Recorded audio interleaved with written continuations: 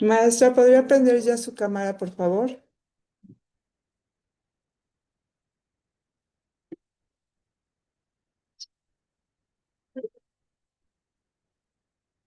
Maestra, ¿podría prender su cámara? Allí se oye, ¿verdad? ¿Mm? Hola, Buenos días. hola, hola, ¿me escucha? Sí, sí se le escucha, maestra. Ah, muy bien. ¿Por qué se dice?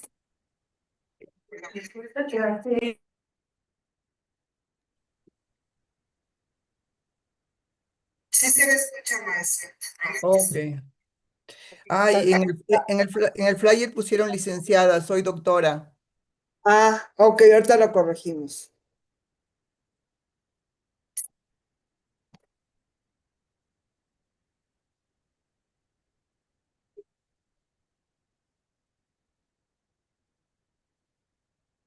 ¿Qué se oye?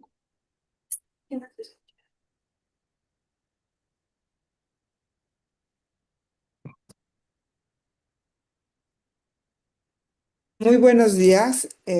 La Universidad Nacional Autónoma de México, la Secretaría de Desarrollo Institucional y el Seminario Universitario Interdisciplinario sobre Violencia Escolar les da la más cordial bienvenida a la doctora María Norma Magrovejo.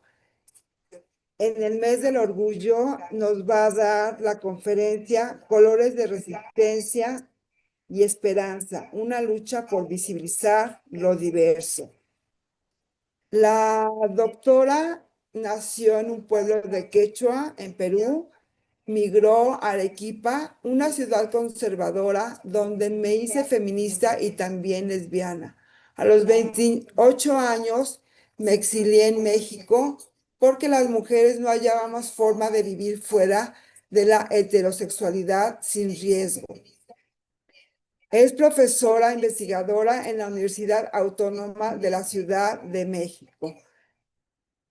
La doctora tiene en su haber 10 libros propios. Los últimos es Incilio, La cárcel del silencio, Invisibilidad lesbiana y resistencia. En 2023 y en 2022 tiene Teoría lésbica, Participación política y literatura, Las cuerpas lesbianas y la geopolítica del placer. También cuenta en capítulos del libro con 23 colaboraciones, las dos últimas que fue en 25, La colonialidad del amor, y en 2023 hacia un estado del conocimiento del estudio de los movimientos sociales en México. Le doy la palabra a la doctora Norma Mongravejo. Muchas gracias. Mi apellido es Mogrovejo, pero Ah, bueno, perdón, no importa. Mogrovejo. Sí. Bueno, agradezco a Lilia Chávez Rodríguez del Seminario Universitario Interdisciplinario sobre Violencia Escolar, SUIVE, de la UNAM, Yo no tengo. la invitación a participar en la conferencia a la que denominaron Colores de Resistencia y Esperanza, una lucha por visibilizar lo diverso en el contexto del Día Internacional del Orgullo LGTBIQ+. Quiero presentarles el trabajo de rescate de la memoria histórica y genealógica de las lesbianas del Abya Yala. Abya Yala es la denominación que el pueblo Cuna, que está entre Colombia y Panamá, que le dio a este territorio antes de la colonización. Entonces recuperamos como un acto de, pues, de colonial el nombre originario de lo que conocemos como América Latina. Abya Yala, ¿no? A través de los archivos históricos lésbicos se hace estos rescates, ¿no?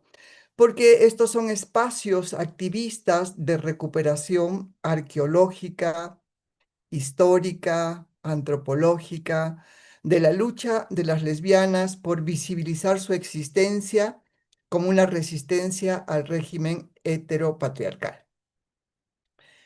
Antes quisiera reflexionar un poco sobre lo que significa la memoria histórica, ¿no? En esta recuperación genealógica de las lesbianas. La memoria histórica es el esfuerzo consciente de los grupos humanos por encontrar su pasado real o imaginado. La memoria colectiva es la memoria de acontecimientos no vividos directamente, sino transmitidos por otros medios. Un registro intermedio entre la memoria viva y las esquematizaciones de la disciplina histórica. Cuestiona la historia escrita e interpretada de manera hegemónica. En las últimas décadas han adquirido importancia los movimientos de reconstrucción de la memoria histórica de grupos sociales afectados por los procesos de invisibilización, como las mujeres, los afroamericanos, las personas de pueblos originarios, las culturas colonizadas, los trabajadores, los perseguidos políticos, las lesbianas. La reconstrucción de la memoria afectada por los procesos de invisibilización requiere de un activismo social orientado a desmitificar estereotipos y verdades dadas, profundamente arraigadas en la cultura dominante y que solo representa a las élites. Hay una diferencia entre la memoria oficial, que es elaborada e impuesta desde el Estado o los organismos públicos para glorificar, mitificar, ocultar acontecimientos y mantener la identidad nacional, de modo que puedan ser asumidas por los individuos como propias, ¿no? Como las historias nacionales, ¿no? La memoria es un elemento clave en la construcción de la historia, ya que permite recordar y transmitir los acontecimientos del pasado de generación en generación a través de la memoria. Se pueden preservar las tradiciones, las costumbres, las experiencias de un pueblo o una comunidad. La memoria colectiva es especialmente importante en la construcción de la historia, ya que permite que una sociedad tenga una identidad propia y una conciencia histórica. Además, la memoria colectiva puede ser utilizada como herramienta para la lucha contra la injusticia y la opresión, ya que permite recordar los errores del pasado y evitar que se repitan en el futuro. Comprender el significado de la memoria histórica implica una mirada profunda a nuestro pasado, a los hechos que han marcado nuestra historia como sociedad y como individuos. Es una forma de honrar a las víctimas de la violencia y la opresión y de reconocer la importancia de la verdad y la justicia en la construcción de una sociedad más justa y equitativa. La memoria histórica es un tema que sigue siendo tan relevante en la actualidad, especialmente en países que han sufrido conflictos armados o regímenes autoritarios. También nos permite cuestionar las narrativas oficiales y dominantes sobre la historia de nuestros países. A menudo estas narrativas han sido construidas desde una perspectiva sesgada y excluyente, y es importante que las cuestiones y que las cuestionemos y las complejicemos para tener una comprensión más completa y justa de nuestra historia. La memoria histórica también es importante para prevenir la repetición de los errores del pasado. En nuestros contextos, ser lesbiana es todavía una prohibición no expresa, pero incitada tácitamente. Muchas lesbianas, a pesar de los derechos ofertados por el mercado rosa neoliberal urbano, solo tienen el silencio como sobrevivencia o la estrategia de la discreción, una fórmula que nos desaparece y que el Estado-nación colonial heteropatriarcal procura. El borramiento de las mujeres y las lesbianas son parte de las políticas de silenciamiento y desaparición. El silencio funciona como una forma de desterritorialización, porque cierra las puertas y cercena las libertades individuales. De acuerdo a Sedgwick, la heterosexualidad obligatoria opera mediante una pedagogía del ocultamiento que controla, silencia, ignora y niega la posibilidad de estas personas de poder enunciarse, visibilizarse y habitar el espacio público en igualdad de condiciones. El silencio de lo privado permanece como un régimen que por su intimidad necesita no ser publicitado. De ahí que los marcos desde los cuales aprendemos a rememorar pueden inculcar sentimientos de pudor y criterios de lo que debe y puede contarse en público o frente a la comunidad y lo que debe reservarse al silencio y al olvido o la autocensura. Así, la discreción y la exclusión vivida en los espacios cotidianos tiene como propósito aniquilar los mundos que hacen posibles las existencias de los disidentes sexuales. Una estrategia de poder que por medio de la anulación del derecho a habitar un lugar, es decir, la desterritorialización, funciona como desaparición forzada. Sin embargo, las lesbianas también resisten y encuentran en las palabras y en la articulación de discursos testimoniales, reflexivos y creativos, constancia de su presencia para que la existencia lesbiana sea parte de una genealogía en quienes reconocernos y articular historia desde la experiencia situada. Val Flores nos dice que el trabajo constructivo de la memoria lésbica se va realizando con la selección y montaje de historias de muchas vidas encapsuladas en el armario, en la invisibilidad y una urdimbre discursiva con capas casi impenetrables. Así, el pasado deja de ser mera revelación de lo sucedido y pasa a constituirse como entendimiento crítico y forma de intervención en las entrañas del tiempo social y subjetivo. En este deseo de dar visibilidad a las experiencias de preservación de la memoria, realicé en el 2023 tres temporadas de mi podcast Las tortillas sin fecha de caducidad, para dar a conocer el trabajo de los archivos históricos lésbicos de la Via Yala, mostrando 12 archivos lésbicos de 8 países de la región que les invito a escuchar en el YouTube o en el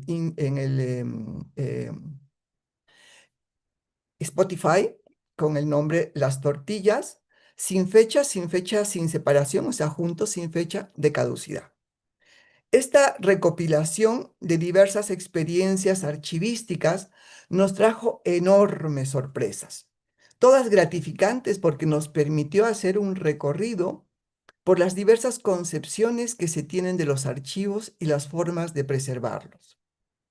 La preocupación por rescatar nuestra historia lésbica en este continente se remonta a 1974 con el Lesbian Archive en Nueva York, quienes desde una perspectiva completamente autogestiva nos abrieron el camino conscientes de que las narrativas construidas por el Estado-nación colonial respecto a las lesbianas eran patologizadoras y criminalizadoras en una perspectiva higienista de limpieza social, donde había que borrar tan desagradable y peligrosa presencia porque ponía en riesgo la base fundamental del régimen capitalista y patriarcal, que es la heterosexualidad obligatoria.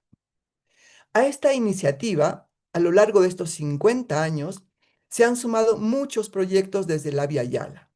Tenemos diversos esfuerzos dedicados a rescatar la huella lésbica, una imagen hermosa que nos inspira a pensar en nuestras ancestras como en los pasos de nuestro pasado, presente y futuro. El trabajo arqueológico de recuperar la voz de aquellas que iniciaron el camino se constituye primordialmente como un proyecto político, porque implica rescatar las experiencias de quienes nos antecedieron y se movilizaron con apuestas contrahegemónicas a pesar de los difíciles contextos de marginalidad, clandestinidad, ocultamiento, o las que sin miedo Mostraron sus deseos y los hicieron políticos, gritando a la munda entera la palabra lesbiana una y otra vez. Lesbianas en distintos territorios de la Via Yala hacen trabajos de rescate histórico, resguardo, difusión y promoción de la existencia lésbica como una acción política en contra de la persecución, borrado, invisibilización, desaparición forzada o el lesbicidio social e institucionalizado de las mujeres lesbianas por parte del régimen heteropatriarcal, colonial, capitalista, racial y neoliberal, sea mediante archivos históricos lésbicos físicos o digitales, archivos documentales, periodísticos, archivos temáticos como el rescate de la memoria en dictadura o en contextos de militarización, audiovisuales, programas de radio, podcast, fanzines, cuadernos de lesbiandad, producciones teóricas, literarias o artísticas, a las que se han denominado artivismo, producción fotográfica y cinematográfica, registros de la afectividad y las emociones. Muchas de estas experiencias no están articuladas y aparecen como esfuerzos solitarios y en precariedad. Fátima Díaz, del Archivo de la Ternura Combativa en Mérida, Yucatán, nos dice: reconocernos como sujetas de conocimiento en nuestras vivencias nos une más que en las geografías, porque nuestra lucha cotidiana por visibilizarnos aporta a una vida digna y por tanto a la democracia de un país. La agenda política ha implicado también la tarea de rescatar y circular saberes y memorias que de otro modo quedaban excluidas de lo público. Haciendo memoria, hacer memoria es una forma de interlocución entre sujetas que habían sido invisibilizadas por el discurso hegemónico. Para las compañeras de Potencia Tortillera de Argentina, la urgencia de alimentar la memoria colectiva tiene lugar en la carencia de registros de la historia del activismo lésbico, el deterioro de los materiales físicos y el riesgo de la pérdida de una transmisión intergeneracional entre activistas más antiguas y otras más nuevas, a su vez en un riesgo de extravío de los recursos e invisibilidad de la creatividad de las tortas. En ese sentido, una archiva lésbica puede ser pensada como un territorio o como un bien común cultural que está a disposición de una comunidad, entendiendo los bienes comunes como una riqueza que siempre están en riesgo de privatización en cada ronda de acumulación del capital, y es justamente nuestra tarea de resistir a esos acercamientos y a esa apropiación de nuestros bienes culturales, nos dice Fabitrón de Potencia Tortillera. Para la colectiva Archiva Lésbica de Medellín, Colombia, el rescate genealógico es una necesidad vital, colaborativa y popular, porque todas las lésbicas somos archivas vivas. Y nuestra reflexión no solo es desde el olvido o el borramiento, sino que posiciona las memorias como una posibilidad de encuentro, de transmisión de saberes para tejer otras mundas posibles en el aquí y el ahora. Las archivas lésbicas están conectadas a nuestras emociones y aspiraciones para cambios y transformaciones. En ese sentido decimos que tienen un anclaje en la política emocional.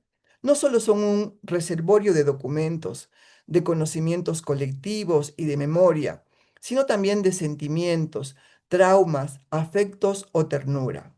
El archivo es ese lugar donde tramitamos nuestros duelos, el duelo de las compañeras que ya no están y también el lugar donde celebramos las luchas compartidas. Es el sitio donde podemos recurrir cada vez que necesitamos resignificar nuestras identidades y también nuestras vidas, las propias y las de todas. Los archivos históricos lésbicos son fondos documentales, audiovisuales y sobre todo un proyecto político para el rescate y generación de acciones de historia viva para la visibilidad de la existencia lésbica. Existen hermosas acciones como las talleras de las niñeces lésbicas en Medellín, invocatorias abiertas para que las lesbianas, tortas, areperas, machorras, manfloras lleven sus fotos de niñas y se registren sus historias, o el de generar acciones políticas y culturales lésbicas en Brasil y muchos lugares con el objetivo explícito de dejar constancia de la huella lésbica, por recuperar esas historias que no aparecen en ninguna historia oficial. Cada historia lésbica merece ser rescatada por nuestra memoria. La memoria no puede ser un privilegio heterosexual. Si una archiva está ligada a nuestras emociones, producto de las vivencias en exclusión, opresión o persecución, cada lesbiana es archiva viva del pasado, del presente y del futuro.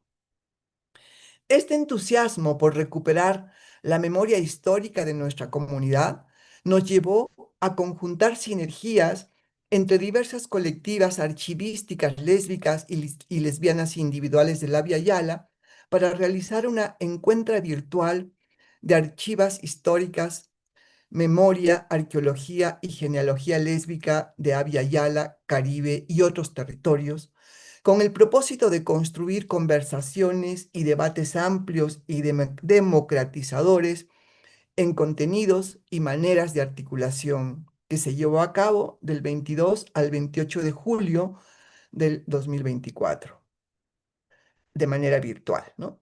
A este encuentro se registraron más de 600 asistentas con más de 100 ponencias, lo que mostró el enorme interés de la comunidad por involucrarse en el registro de nuestra propia historia.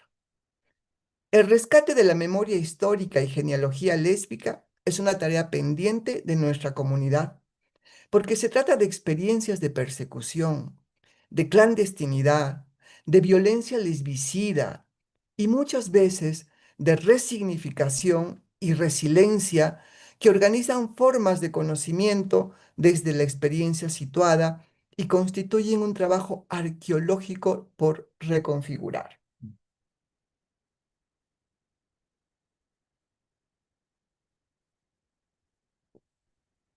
El rescate de la genealogía lesbiana tiene la importancia de recuperar las luchas de las mujeres que nos precedieron, a fin de que las nuevas generaciones tengan referentes con quien identificarse y no vivir el aislamiento, la censura, el borramiento o la culpa que tocó vivir a las generaciones anteriores.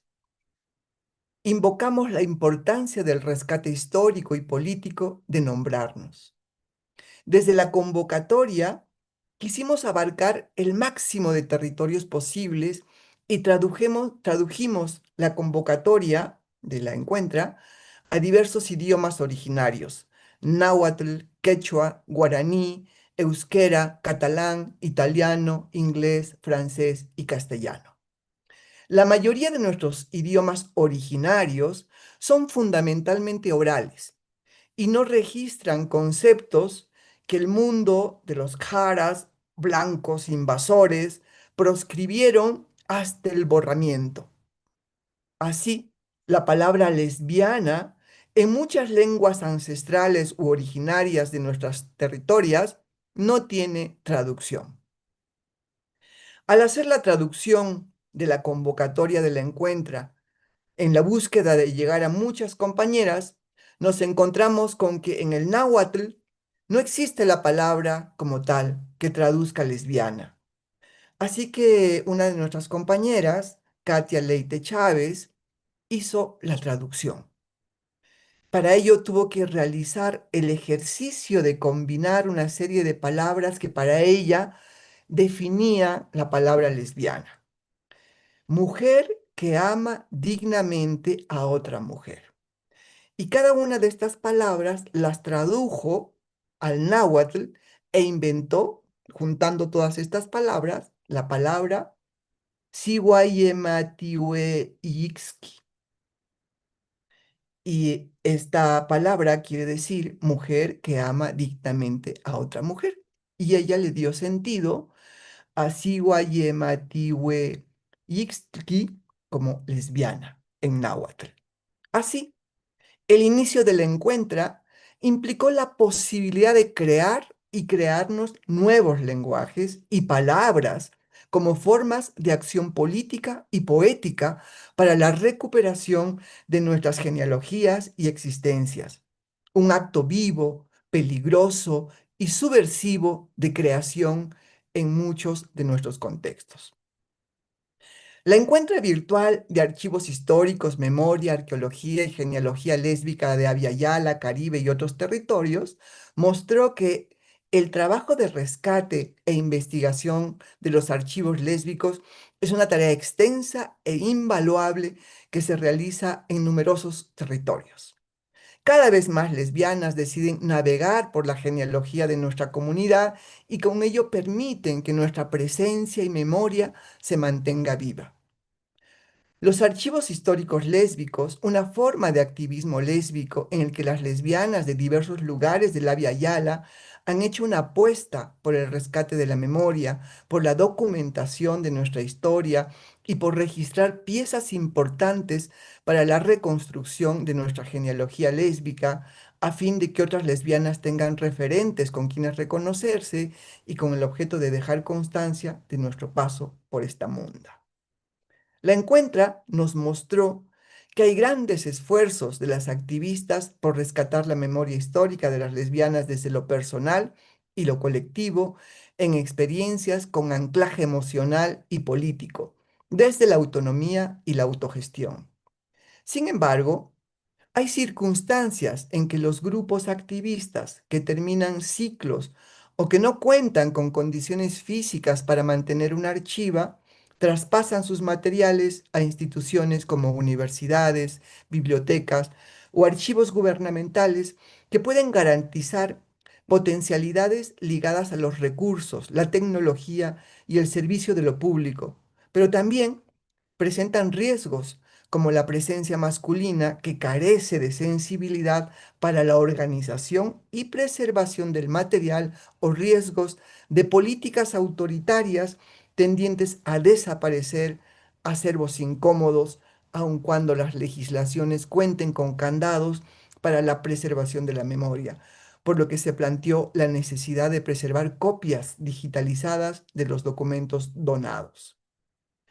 Las experiencias de las activistas en la generación de la memoria están muy ligadas a la creatividad y el compromiso, pero también tiene limitaciones en cuanto a la preservación y resguardo del material. La Encuentra tuvo algunos talleres de técnicas archivísticas, pero se expresaron necesidades de talleres para la preservación y cuidado de los materiales. Muchos de los materiales de los grupos activistas de los 70, 80 o 90 muestran una complejidad arqueológica porque en su mayoría son documentos a los que no se les ponía fecha. No se percibía la importancia de sistematizar u ordenar los materiales como documentos valiosos para la conformación de una memoria.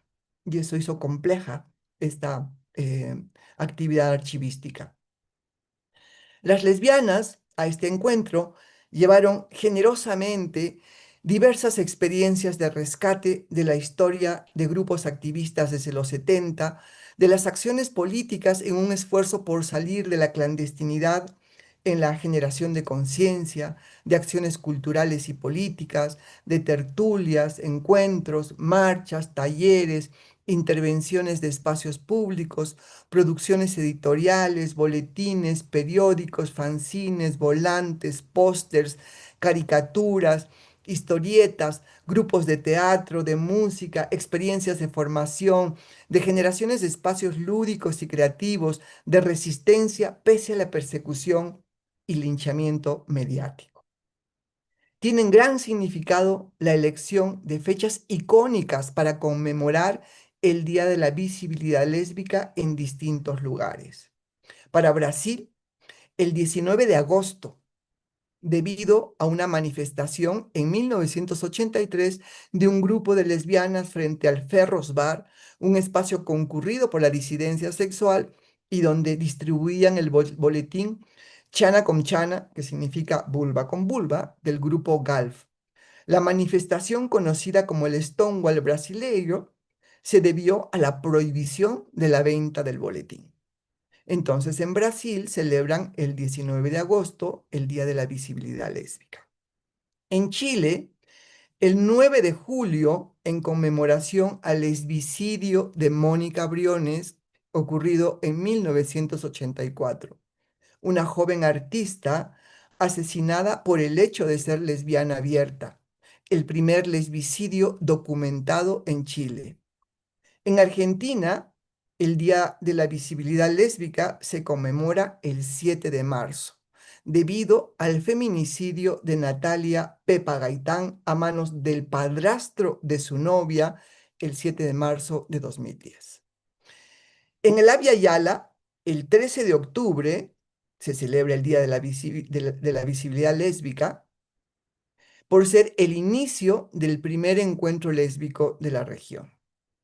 La Encuentra también rescató la genealogía de activistas que se nos adelantaron prontamente, recuperando su legado, a quienes seguimos haciendo homenajes y rememoranzas, como a Chuy Tinoco, activista mexicana que partió este 2024. Fabi Tron, del archivo Potencia Tortillera de Argentina, rescató el significado histórico de una carta que escribió Elena Napolitano, integrante del grupo federativo gay, al salir de la cárcel en 1983 en el contexto de la dictadura militar, dando cuenta de la situación de represión política para las personas LGTB. La carta concluye con por lo que tú más quieras, ¿hasta cuándo? ¿Hasta cuándo? Como un llamado a la causa de la comunidad contra la dictadura militar. Este recuento histórico es muestra de que siempre se encuentran historias de lesbianas antes de las que creemos que son las primeras o en la creencia de que estamos iniciando la historia. La recuperación de la huella lésbica tuvo muchas expresiones.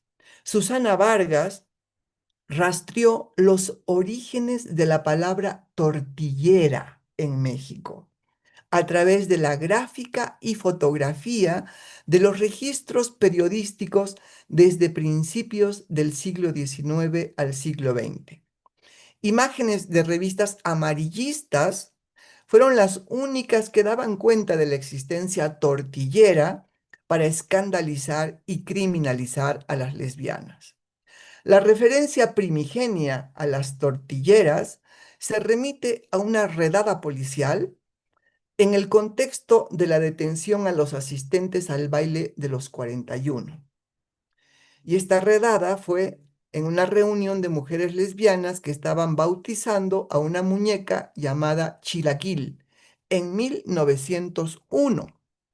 La nota periodística dio cuenta que la reunión se trataba de tortilleras. La Encuentra mostró también el interés de generar fondos documentales en diversos países a partir de convocatorias públicas para que las lesbianas lleven junto a sus fotografías de niñas, relatos de infancia, las que en algunos casos se tradujeron en exposiciones fotográficas itinerantes y en otros en publicaciones como el de Chonguitas, Masculinidades de Niñas, que recupera 42 historias que se plasmaron en un libro de libre acceso en el archivo de Potencia Tortillera de Argentina, que es un archivo documental al que se puede acceder desde las redes de manera gratuita. Hay una diversidad de archivos sonoros, experiencias de programas de radio lésbicas que ligaron la comunicación a la acción política y a la promoción de encuentros sociales y lúdicos. El programa Amazonas en Chile en 1988 convocaba a la audiencia lésbica a encontrarse en un vagón de metro llevando una pañoleta en el brazo como estrategia de reconocimiento. Mantener espacios radiales no siempre ha sido fácil por las líneas políticas de las emisoras, aun cuando fueran de izquierda o feministas. Nos han cerrado varios programas. El 16 de julio de 2017 nace Radio Humedales, una emisora eminentemente lésbica en Santiago de Chile, con difusión desde el Internet y posibilidad de escucha en cualquier lugar, con el objetivo de vociferar la existencia lesbiana, darle voz a las mujeres menos oídas como niñas, mujeres añosas y lesbianas en general, así como denunciar los lesbicidios en busca de justicia.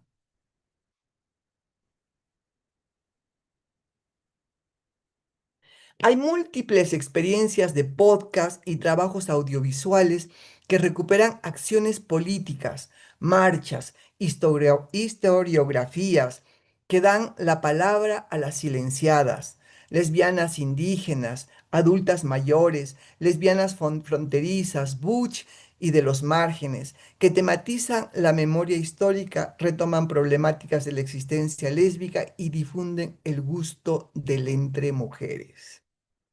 Las lesbianas que transitan en espacios académicos llevaron sus investigaciones y avances de tesis en los que analizan la realidad de las lesbianas en la diversidad de mosaicos sociales de la Via Yala, realidades cruzadas tanto por el género, la clase, la racialización, los usos y costumbres, la heterosexualidad obligatoria, entretejida por los efectos de un narco-estado-nación colonial ligado al crimen organizado que imponen estrictas marcas del género binario y hace sumamente riesgosa la existencia lesbiana, machorra, arepera, camiona, zapatao.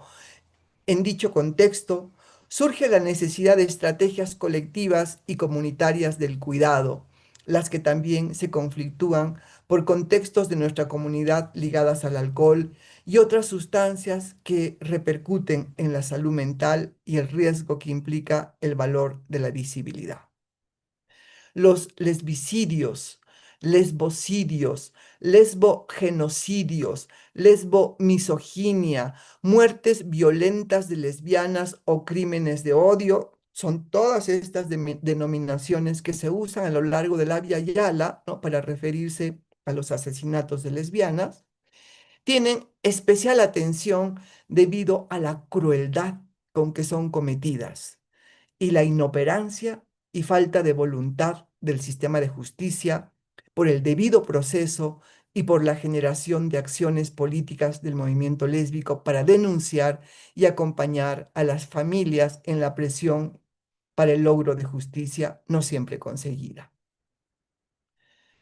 Las maternidades lésbicas también tuvieron presencia, planteando que las redes sociales han sido una maravillosa estrategia para el encuentro y acciones diversas de madres lesbianas, revalorando la potencialidad que tiene para niñas y niños ser socializados en ambientes colectivos de lesbianas. Sin embargo, el tema presentó diversas reflexiones en un contexto donde el mercado de la reproducción asistida encontró un nicho económico y de reproducción de valores conservadores que exacerba la filiación, el biologicismo y el blanqueamiento de la población e hijos a la carta que ataja la posibilidad de la adopción en una realidad donde existen altos porcentajes de niñas y niños en abandono, cuyo futuro es la explotación. Se planteó la necesidad de los cuidados colectivos de las crías, dejando de poner en medio al Estado, asumiendo que la maternanza también enferma a las madres. Se habló de los vientres de alquiler y vientres subrogados como estrategias racistas para la explotación de las mujeres. Diversas escritoras llevaron sus obras a presentar, leer y dialogar con la audiencia. Novelas, poemas, cuentos, etc. Experiencias de compositoras musicales, de activismo lésbico en bandas, teatro musical, grupos de formación musical, etc. El cine, la literatura y la música han sido disciplinas habitadas por la masculinidad que impusieron una pedagogía antilesbiana, hasta que las lesbianas empezaron a crear con voz propia, en principio en la construcción de un referente de la buena lesbiana, que desestigmatizara la imagen creada por el imaginario masculino y luego mostrando la gama de diferencias y contradicciones que como lesbianas habitamos en nuestras intersecciones de racialización, clase, género, capacitismo, gorduras, etc. Hubo homenajes poéticos a lesbianas caídas por la dictadura heterosexual, canciones compuestas de origen misógino a contenidos feministas, recomendaciones de películas lésbicas, talleres de técnicas archivísticas para ordenar, seleccionar, difundir y preservar las memorias, talleres de escritura, de amistades entre mujeres, de amor lésbico, de batucadas, de redes de intercambio de bienes y servicios. La encuentra ha generado un sinfín de materiales y bases de datos para referencias, investigaciones, producciones artísticas y de todo tipo. Casi todas las sesiones fueron grabadas, material que estará resguardado y a disposición del público en el archivo del Centro Académico de la Memoria de Nuestra América, el CAMENA, de la UACM y todos los archivos que deseen resguardar. En este momento, el Camena está subiendo ya estos videos que han sido editados y en breve estarán a disposición del público y la pública, por supuesto. Y pueden ser bajados por cualquier persona y pueden también volver a ser subidos en los archivos digitales que tengan ustedes en sus países o en sus universidades o en sus grupos. Así que, pues, este material que se logró de esta encuentra de archivas históricas lésbicas es un material muy rico que en breve, muy en breve, estará a disposición de todos ustedes. Entonces, pues hasta aquí dejo esta presentación para hacer un diálogo y una circulación de saberes. Muchas gracias, doctora Norma. Muy interesante todo lo que nos ha estado contando. Y como usted sabe, nuestro seminario es sobre violencia escolar y nos gustaría conocer cómo se vive la situación lésbica en las escuelas, es decir, a nivel primaria, secundaria, cuando nos estamos formando. También nos preguntan en el chat cómo influye el rol de la escuela en la formación de identidades. Muy interesante la pregunta. En estos talleres de niñeces que han hecho las archivas históricas lésbicas en distintos lugares, los testimonios de las lesbianas, ¿no? Que cuentan sus historias de niñas, muchas de ellas pues han contado el bullying que han vivido de niñas por ser machorras, por ser mujeres no femeninas o sencillamente rebeldes a la imposición de la femineidad, ¿no? Porque la femineidad es una construcción desde la masculinidad, no es una cosa natural, ¿no? Entonces, cuando estas pequeñas lesbianitas se expresaban como eran, ¿no? Subiendo árboles, eh, persiguiendo la pelota, jugando a trompo, o no queriendo usar vestido, ¿no? Han sido experiencias muy dolorosas, muy violentas. Muchas veces ha habido deserción escolar, ¿no? Y este es un gran tema debido justamente al bullying que han vivido en las escuelas. Entonces, este es un tema que hay que seguir tratando, que aunque el tema de los derechos humanos y el tema, por ejemplo, del bullying ha entrado en las escuelas a ser trabajado y el respeto a las diferencias, todavía sigue siendo un tema em, pues a seguir profundizando. Actualmente, ¿no? Yo tengo conocimiento de, pues de niñas que a pesar de todo siguen siendo excluidas por el hecho de ser diferentes a la imposición de la regla heterosexual, ¿no? Este es un tema pues muy, muy sentido porque implica el derecho a la educación. Muchas veces no quieren ir las niñas a la escuela, ¿no? Por estas imposiciones. Muchas han recibido violencia incluso de sus maestras, exclusiones de las maestras, las han sacado de participar en grupos teatrales, en actividades culturales, lúdicas, deportivas, en fin, por no ser femeninas, sencillamente, ¿no? Entonces, este es un tema muy, muy grande. Esto en la primaria. En la secundaria, em, el tema, pues, muy fuerte es el tema del amor romántico en la secundaria, ¿no? Los novios, esta relación heterosexual impuesta es también una suerte de dictadura. Yo digo que es la colonialidad del amor, ¿no? Porque el amor coloniza. Y entonces, cuando las adolescentes pues no tienen novio, ¿no? No muestran interés por los hombres, también hay violencias muy grandes. Incluso hay esta suerte de violaciones correctivas, ¿no? De parte de sus compañeros, porque no están mostrando interés en los varones. Entonces, hay testimonios de experiencias tremendas de lesbianas, pues que han sido violentadas sexualmente, físicamente, emocionalmente, por no expresar deseo hacia sus compañeros varones, ¿no? Entonces, estas son historias tremebundas pues de nuestra memoria histórica lésbica, ¿no? Esta experiencia pues también un poco se arrastra a la prepa y la universidad porque la manera en cómo hemos aprendido a expresar la afectividad y el amor, ¿no? Es tremendamente heterosexual. Y quienes no están en esta norma y en esta regla heterosexual, pues sufren la serie de castigos sociales, ¿no? Eso respecto a la primera pregunta. ¿Me podría repetir la segunda?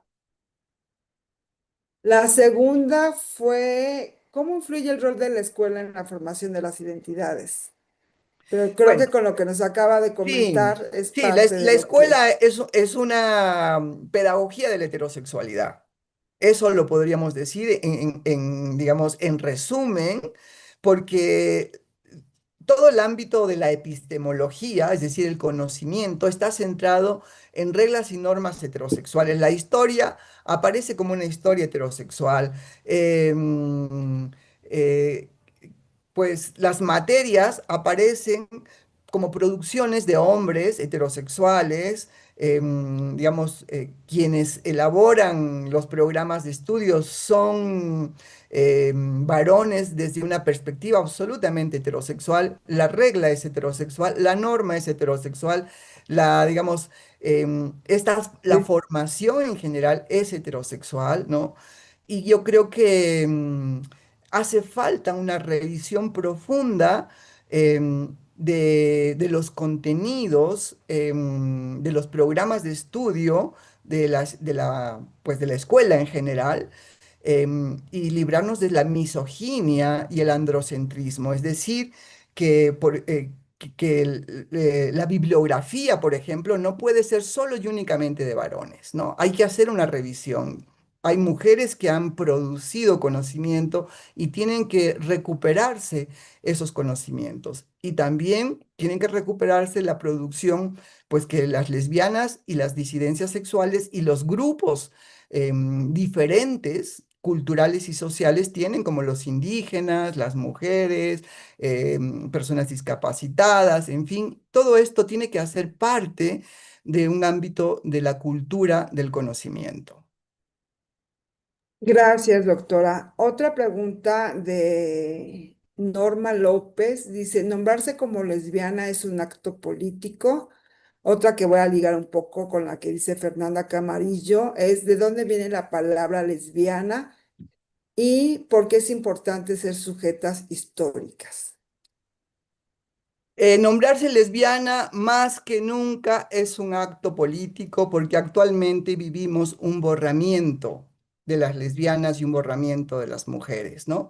Este acrónimo LGTBIQI+, ¿no? Nos ha borrado, borra a las lesbianas, aparece la L, pero es una letra decorativa porque no se centra la problemática de las lesbianas en este acrónimo y porque esta tendencia de LGTBización que hay, pues tiende a priorizar otras problemáticas y borrar el sujeto histórico de la transformación que somos las mujeres.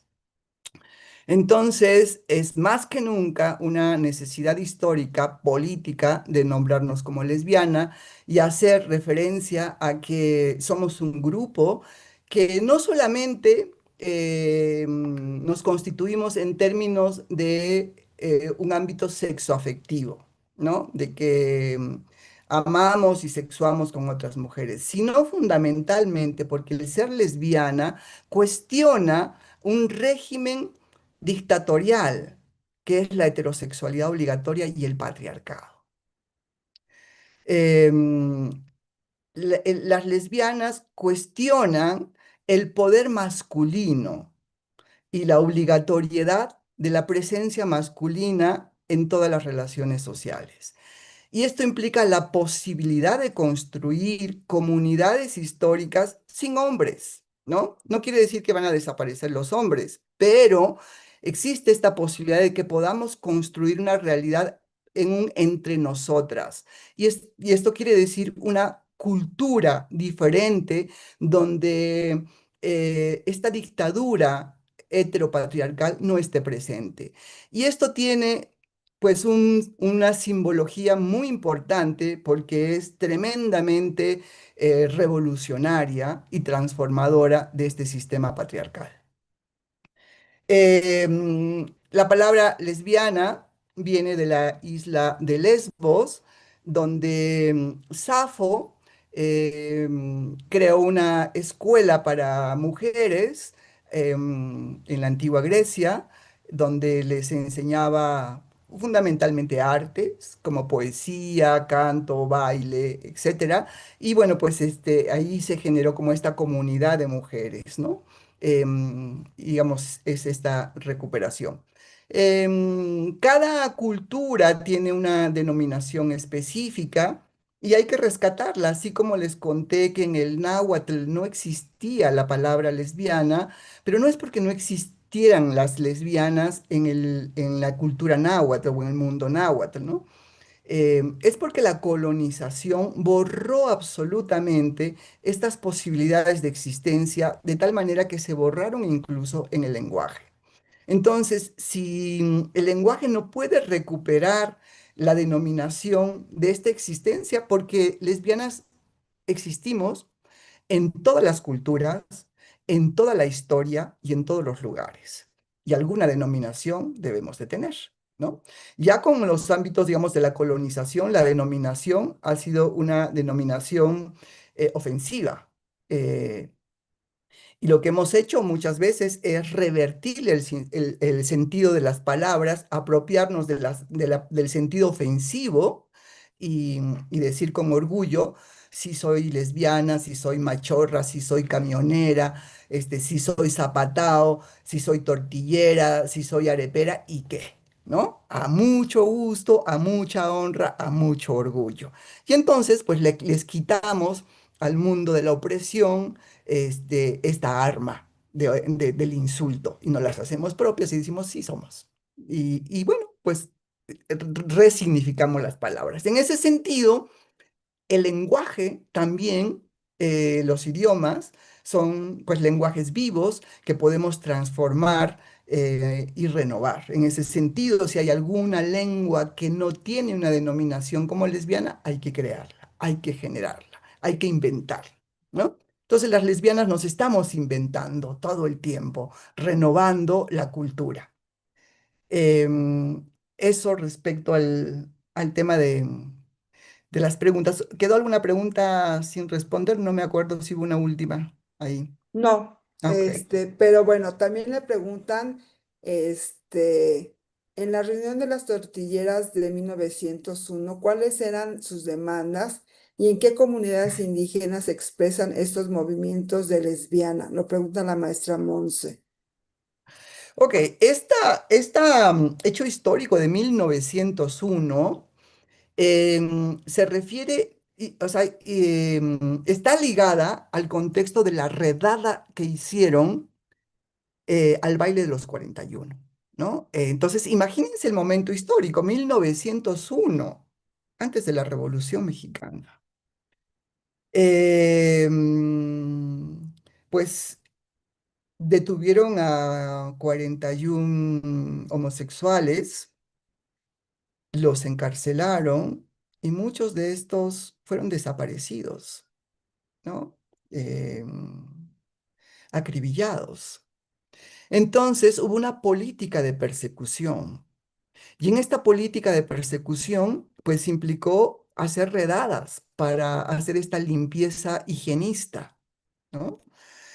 Em, La compañera Vargas, que hizo esta investigación, pues ella se planteó como hipótesis, si hubo esta redada a los varones homosexuales, también tuvo que haber una redada a las lesbianas.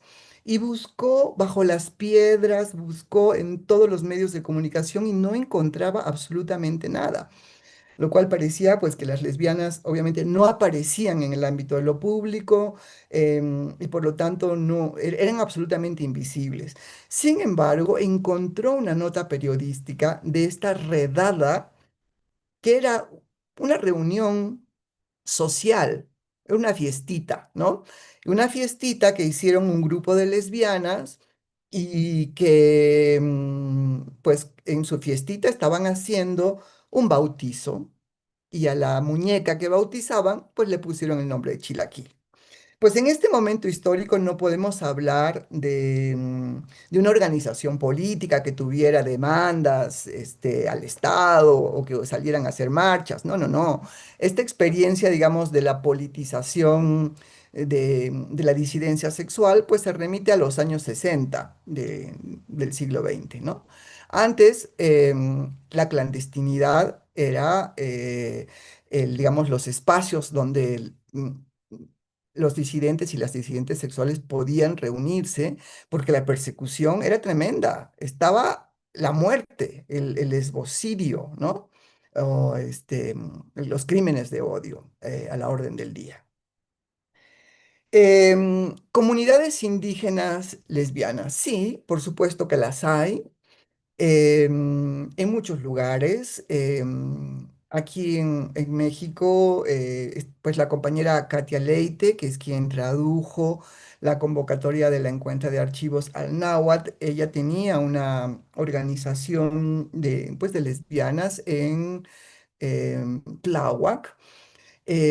También en los 80 hubo una experiencia en Morelos de una comuna de lesbianas, em, mayoritariamente indígenas, no en su totalidad.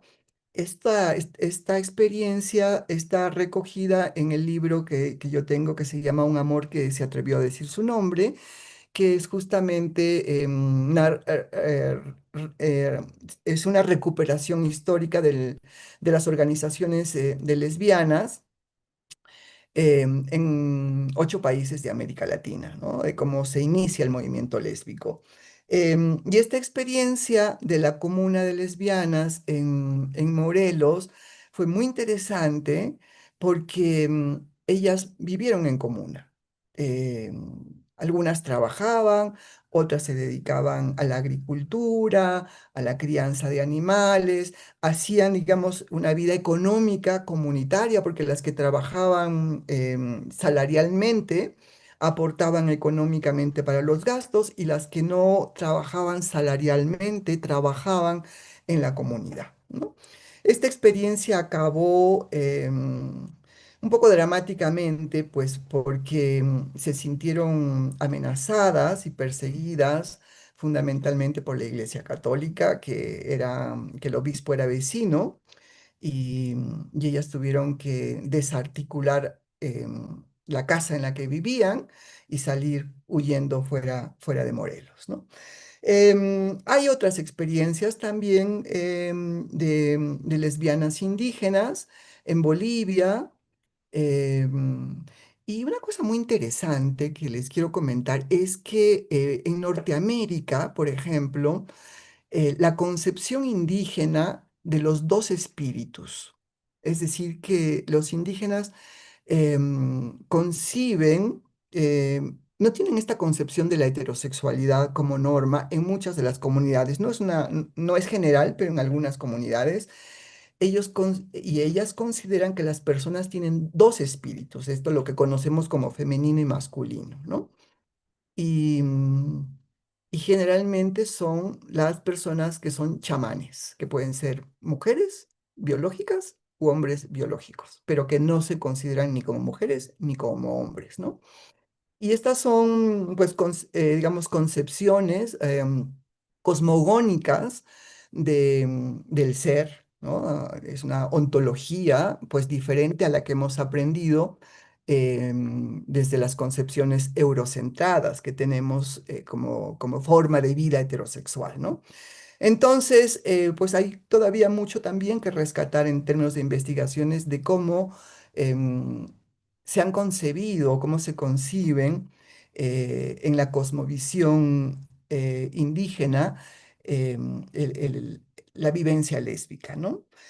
Hay una crítica muy grande, por ejemplo, que hace Lorena Cavnal, que es una indígena guatemalteca a la cosmovisión indigenista, em, heterosexualista de la complementariedad, ¿no? Porque esta concepción de la complementariedad pues marca una norma heterosexual.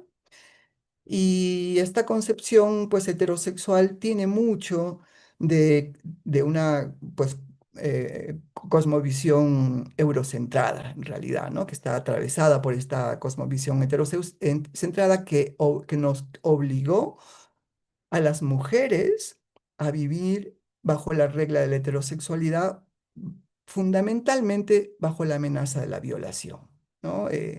Y toda el mestizaje de nuestros países, gracias a las violaciones efectuadas por los blancos, ¿no?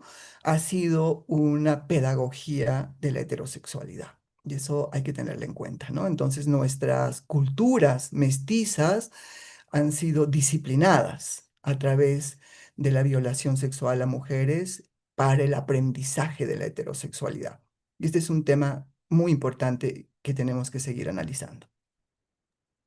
Doctora, yo creo que nada más hacemos las últimas tres preguntas. Nos dice Manuel Reyes, ¿cómo podemos construir espacios para lesbianas que no reproduzcan lógicas de consumo o explotación comercial y que estén orientados al fortalecimiento colectivo, político, afectivo y social?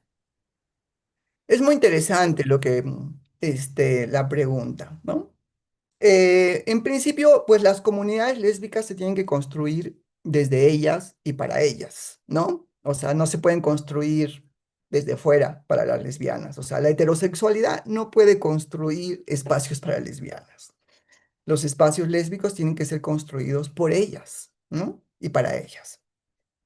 Pero es importante la reflexión feminista, pero una reflexión feminista decolonial o anticolonial o no colonial, ¿no? Esto es muy importante porque también implica una reflexión anticapitalista, antineoliberal, ¿no?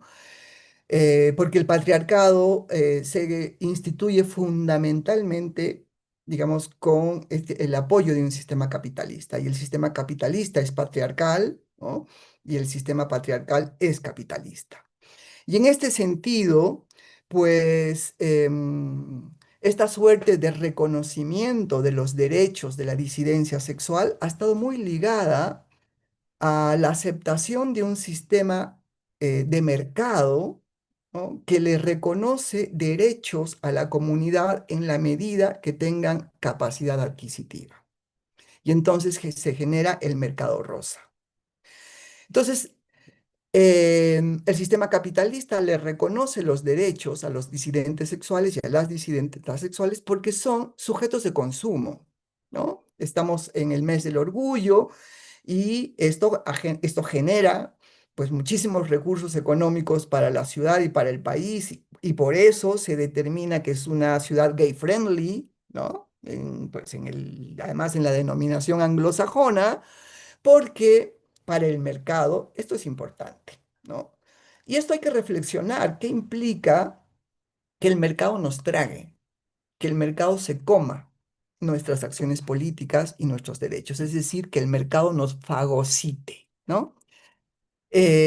O que el Estado nos fagocite, ¿no? Entonces, pues el Estado reivindica los derechos de la disidencia sexual justamente porque son sujetos de, digamos, de generación de capital, ¿no? No se ha cambiado, no se ha modificado en nada los modos de una economía capitalista y neoliberal que es explotadora, ¿no? Y que en este caso, pues la disidencia sexual es parte de esa población. Y en el caso de las lesbianas, como yo les comentaba en la ponencia, hay un punto muy neurálgico donde el sistema capitalista encontró como un nicho económico e ideológico en las lesbianas que quieren ser madres, ¿no? Porque entonces el mercado de la reproducción asistida, que originalmente surgió para mujeres heterosexuales que no podían tener hijos, pero rápidamente ese mercado capitalista encontró en las lesbianas el mercado ideal, absolutamente ideal, porque entonces en la medida que se les reconoce los derechos, se dice que el reconocimiento del matrimonio es la generación de derechos, de otros derechos, lo cual es una falacia tremenda, ¿no? Los derechos son inalienables al ser humano. No necesitamos casarnos o matrimoniarnos para ser sujetos de derecho. Entonces, esta es una trampa que el sistema capitalista nos pone. Tienes que casarte para generar derechos, derecho a la herencia, derecho a la vivienda, derecho a la familia, en fin, ¿no? Somos sujetos de derecho por haber nacido y no tenemos que casarnos para ser sujetos de derecho.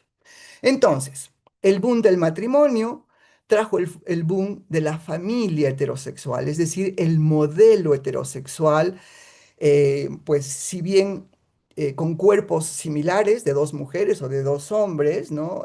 Pero el modelo sigue siendo heterosexual, ¿no? Como el de mamá, papá, hijitos.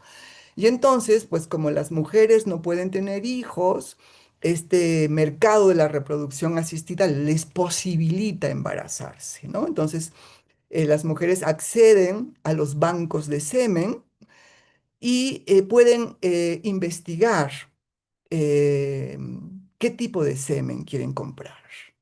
Y pueden investigar en 7 generaciones este, eh, para arriba y horizontalmente, ¿no? Estos bancos de semen solo tienen semen de hombres blancos. No tienen donadores indígenas, ni negros, ni de otro color que sean, ¿no? Entonces, trae en sí mismo esta imposición de la blanquitud.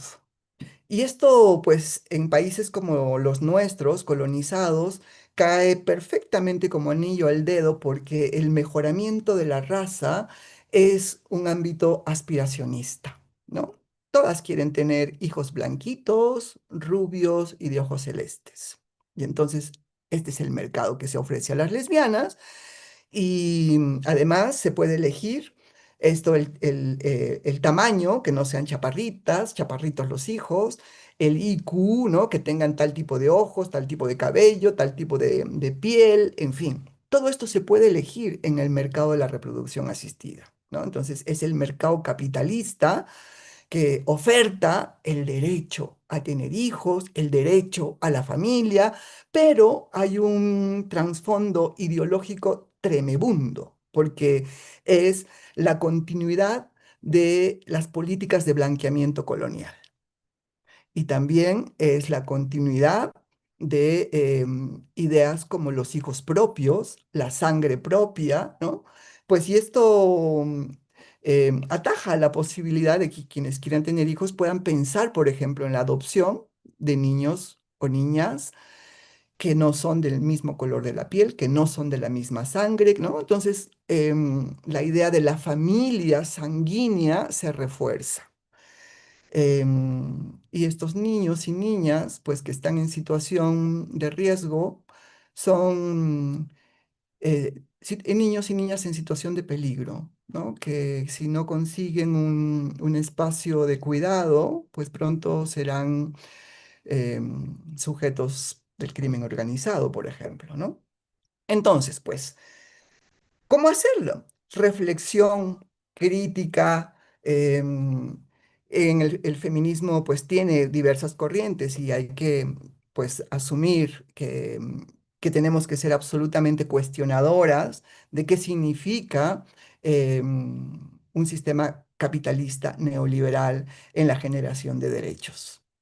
Eso fundamentalmente. Y el modelo heterosexual, por supuesto. Gracias. La maestra Hilda Centeno nos pregunta, volviendo a la parte escolar, ¿existen experiencias de trabajo en escuelas de educación básica con madres o padres de menores que expresan ser lesbianas? En términos así formales, yo no tengo datos al respecto, pero sí conozco experiencias aisladas donde madres han ido a las escuelas reclamando, por ejemplo, el tema del bullying de sus hijas, ¿no? Y demandando la necesidad, pues, de un cambio de política escolar que implique pues ámbitos de inclusión, ¿no? Y esto ha generado o ha posibilitado efectivamente pues que la dirección de la escuela reflexione, porque finalmente pues sí, es un derecho, ¿no? El derecho a la educación. Y ya también es como parte de la política pública de incluir políticas no discriminatorias, ¿no? Y esto ha generado, pues, posibilidades de cambios dentro de las escuelas. De lo que tengo conocimiento son experiencias individuales, ¿no? Sueltas, que han surgido a partir de la necesidad de experiencias, digamos, que originaron situaciones de violencia. No conozco experiencias que hayan sido, digamos, colectivas o comunitarias al respecto. Igual hay que seguir investigando porque el que yo no las conozca no quiere decir que no existan. Gracias. Yo creo que por último, sí me gustaría que nos diera cómo podríamos hacer que todas esas divisiones que estamos haciendo de lesbianas, y todo el abecedario, lésbico, cómo poder convivir entre todos, porque todos a fin de cuentas necesitamos de todos. Es interesante la pregunta, porque implica efectivamente que tenemos objetivos comunes de lucha, ¿no? Y que se hacen patente en, pues, épocas como estas, donde podemos, digamos, plantear acciones colectivas conjuntas para lograr ciertos objetivos. Sin embargo, no implica necesariamente eh, algo negativo que ámbitos de la comunidad tengan espacios específicos propios.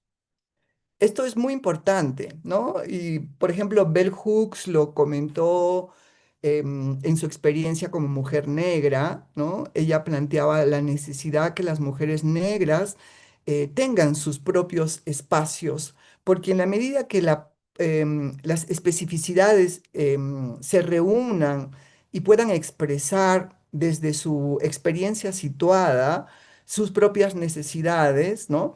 Esto pues genera un ámbito de conocimiento, ¿no? Y también hay que tener en cuenta que en una sociedad patriarcal como la que vivimos, todavía se requiere estos espacios que den posibilidad a la generación de la palabra, ¿no? Cuando yo soy profesora y tengo una experiencia docente muy, muy larga, ¿no? Y mis temas son feministas. Y a pesar de que hablamos sobre feminismo, cuando está la presencia masculina y ellos tienen un entrenamiento educativo pues de siglos, las mujeres estamos en desventaja en ello. Entonces, cuando los hombres hablan, las mujeres callan. Las mujeres se inhiben y no toman la palabra. Por eso es tan importante, ¿no? Que puedan haber espacios donde las mujeres, eh, espacios seguros donde las mujeres puedan expresar. Por ejemplo, voy a dar un caso muy concreto. Para que las mujeres puedan hablar sobre sus experiencias respecto a la violencia sexual, tiene que ser un espacio absolutamente seguro. Ellas no van a hablar sobre sus violencias, sobre sus experiencias de violencia sexual en digamos, en un ámbito abierto o con presencia masculina. Y esto se lo van a guardar y no estamos dando la posibilidad de que ese tipo de experiencias que tienen una sensibilidad particular, ¿no? sea rescatada. Las lesbianas han tenido una experiencia de vida de mucha violencia, de mucha persecución, de diversas formas de opresión y humillación, ¿no? Muchas veces tampoco hablan en presencia masculina. Entonces se hace necesario espacios donde pues ciertos grupos tengan la posibilidad de recuperar su memoria histórica, de recuperar sus experiencias situadas, de recuperar una forma de conocimiento y una mirada específica sobre esas experiencias que dan lugar a un tipo de conocimiento específico, ¿no? Lo cual no niega la posibilidad de hacer acciones colectivas de lucha conjunta, ¿no? Pero es un derecho eh, el tener espacios propios. Y ese derecho no se lo puede quitar nadie desde fuera. ¿Alguna conclusión final que nos quisiera compartir, doctora? Pues la idea de que cada lesbiana es un archivo vivo es una figura muy importante, lo cual quiere decir que el hecho mismo de haber sido lesbiana, de haber vivido en la exclusión de una sociedad heteropatriarcal, implica una serie de experiencias vividas que tienen que ser rescatadas. Entonces, la invitación a que las lesbianas escriban sobre sus propias historias, hagan autobiografía, hagan autoetnografía, hagan literatura, cuentos o lo que sea, narrativa sobre sus propias experiencias. Es importante recuperar esa historia borrada por el mundo y el conocimiento heterosexual. Necesitamos de esas memorias históricas, a que hay que rescatarlas. Doctora, pues muchísimas gracias. En el chat le agradecen todas sus experiencias y el habernos podido compartir esta conferencia. Es muy grato para nosotros tener una perspectiva diferente de lo que pasa en el mundo siempre, ¿no?